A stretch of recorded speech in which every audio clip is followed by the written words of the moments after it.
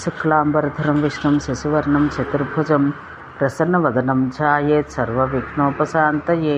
వైరాగ్యమోచనం. నారదముని ఇట్లు పలికెను.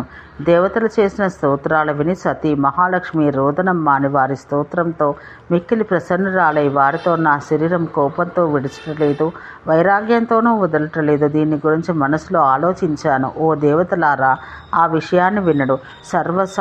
సామ్యుడు నిర్గుణుడు గొప్పవాడైన ఏ ఈశ్వరుండగా అన్ని ఆత్మలు ఎల్లప్పుడూ ఆనందమందుండును. తృణము పర్వతము ఈ రెండు సమమయ్యుండగా తన కనుబొమ్మల కదలికల లీలతో లక్షల కొలది లక్ష్మి వంటి వారిని సృష్టించ సమర్థుడై భృత్యుని యందు స్త్రీ యందు ఎవడు సమంగా ప్రవర్తించనో ఆయన సేవ చేసి ప్రయోజనమేమి?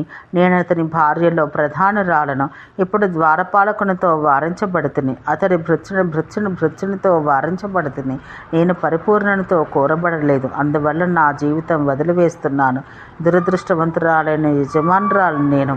కోరికను ఏర్పరచుకొని ముందు మంచి జరుగుట కొరకై అగ్నియందు శరీరం వదులుతున్నాను. ఏ స్త్రీ భర్తకు సౌభాగ్యురాలు కాదో ఆమె అన్ని విధాల అసౌభాగ్యురాలే అగును. శయనమందు భోజనమందు ఆమెకు సుఖం ఉండదు. ఆమె బ్రతుకు వ్యర్థం.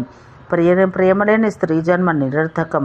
అట్టి ఎడ పుత్రుడు, ధనము, రూపము, సంపద, యవ్వనం ఉండి ఏమి ప్రయోజనం? ఇతరమంతయు ప్రియమైనదై ఉండనను భర్తకు కాంతయందు ప్రేమ లేకపోయినా ఆమె అశుచిరాలు, ధర్మహీనురాలు, అన్ని కోరికలతో వర్ణించబడినదియే అగును. పతియే బంధువు గతి, భర్తయే దైవతము, గురువు కూడా. అన్నింటికన్నను స్వామియే పరుడు. స్వామి కన్నా గురువు గొప్పవాడు కాడు. అతడే తండ్రి, తల్లి, సుతుడు, భ్రాత, సర్వస్వదాత. స్వామి మిక్కిలి గొప్ప కులంలో పుట్టింది. మంచి శీలం కలది. కులపాలిక యువతో ఒకటి మహాసాధ్వి మాత్రమే స్వామిని గుర్తించగలదు. అసద్వంశంలో జన్మించింది. దుశ్శీల, ధర్మం విడిచిపెట్టినది. నోటి దుష్టతనం, యోని దుష్టతనం కలది. కోపంతో పతిని నిందించును.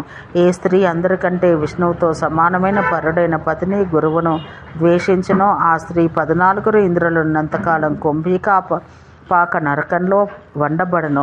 వ్రతము, భోజనం చేయకపోవుట, దానం, సత్యం, పుణ్యం, చిరకాల తపస్సు ఇవన్నీ పతిభక్తి లేని స్త్రీకి భస్మమగను, వ్యర్థం కూడా. ఇందువల్ల నిష్ఠురుడైన నా పతి ఈశ్వరుని అంట ఉచితంగా లేదు. దేవుని యొక్క భృత్యుల అపరాధం వల్ల తప్పకుండా ప్రాణములు వదిలెదరును. ప్రతి దోషమందు కూడా మహాసాధ్వి పతిని నిష్ఠూరంగా పలకరాదు. ఒకవేళ సహించుటకు అసక్తురాలైన ఎడల ఆమె ధర్మంగా తన ప్రాణాలు వదలాలి. స్త్రీలకు పతి సేవయే వ్రతం. అదే పరమైన తపస్సు, పరమమైన ధర్మం, దైవ పూజ, ఉత్తమమైన సత్యం, దాన తీర్థముల సేవన మగను. భర్తయే అన్ని దైవతముల రూపం కలవాడు. సర్వదేవమయుడు, శుచి, సర్వపుణ్య స్వరూపుడు, పతి రూపంలో ఉన్న జనార్దనుడు. ఈ సతి భర్త ఇంగిలితిన్నో ఎప్పుడు భర్త పాదోదకం సేవించునో ఆమె ధర్మాన్ని, స్పర్శను ప్రతిరోజు దేవతలు కోరుకుంటారు. అందువల్ల పాపుల పాపం నుండి అన్ని తీర్థంలో పవిత్రం లగును అని పలికి ఆ మహాసాధ్వి పలుమార్లు రోధించింది. అప్పుడు బ్రహ్మ భయపడి భక్తితో తన తల వంచుకొని ఇట్లా అనెను. జయునికి విజయునకు క్షేమం కలగదు. ప్రియునికి అపరాధం అగునను భీతితో నీవు ఆ మూఢలను శపించలేదు. ధర్మిష్ఠుడు ఓర్పుతో అపరాధం చేసిన వాని కూడా శపించకపోయిన వాని సర్వనాశనం జరుగును. ఇది తప్పదు. ఓ సతీ, త్వరలో అది తప్పక జరుగును. శపించుటకు ఆసక్తుడై దండించుటకు సమర్థుడు కాకపోయినా శాపారాధులైన పురుషుని ధర్ముడు దండించును. ఓ తల్లి, అన్నింటినీ క్షమించే ప్రియుని సమీపానికి పొమ్ము. సృష్టి కర్మయందు నియోగించదగినవాడు ఇట్లు పలికినందుకు నీ స్వామి భక్తుడనైనా నన్ను క్షమించము అని పలికి ఆమెను ముందు ఉంచుకొని దేవతల మునీంద్రుడితో కూడి వైకుంఠుని స్తుతించుటకై బ్రహ్మ వేగంగా వైకుంఠానికి వెళ్ళెను. అక్కడికి చేరి 4 ముఖముల వాడు 4 ముఖములతో 4 వేదములు ఎరిగిన కమలాసనుడు జగన్నాథుని స్తుతించెను. బ్రహ్మ యొక్క స్తుతి విని ముందున్న లక్ష్మిని చూసి కమలాపతి ఏడుస్తూ తల వంచుకుని ఉన్న ఆమెతో, నేను సర్వజ్ఞుడిని, నాకు అంతా తెలియను.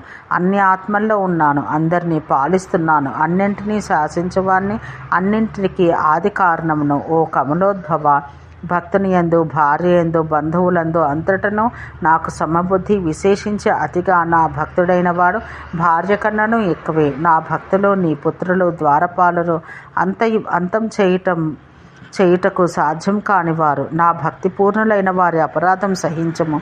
నా భక్తిపూర్ణుడైన వాడు బలవంతులైన రాక్షసుల నుండి భయపడడు. భక్తి అను ఇప్పకళ్ళుతో బాగుగా మదించినవాడు నా చక్రంతో రక్షించగలడు అని పలికి జగన్నాథుడు లక్ష్మిని తన వక్షమందుంచుకొని ద్వారపాలను పిలిచి అతనితో, ఓ వత్స, భయపడవద్దు, సుఖంగా ఉండము. నేనుండగా నీకు భయం ఎందుకు? నా భక్తులను శాసించేవాడెవరు? నీ స్థానానికి వెళ్ళము అని పలికి భగవంతుడు విరమించెను. దేవతలు జగదీశ్వరునికి నమస్కరించి స్వస్థానానికి వెళ్ళిరి. నారాయణుని మాటలు విని ద్వారపాలరు అన్ని అవయవాలందు పులకాంకురములెత్తగా జయుడు భక్తితో తను తల వంచుకున్నవాడై, స్వామి, నేను దేవతలకు, లక్ష్మికి, మునిగణాలకు భయపడను. నీ పాదాంభోజముల ధ్యానమందే లగ్నము అయిన మనసు కలవాడను అని పలికెను. ఓం శాంతి శాంతి శాంతి.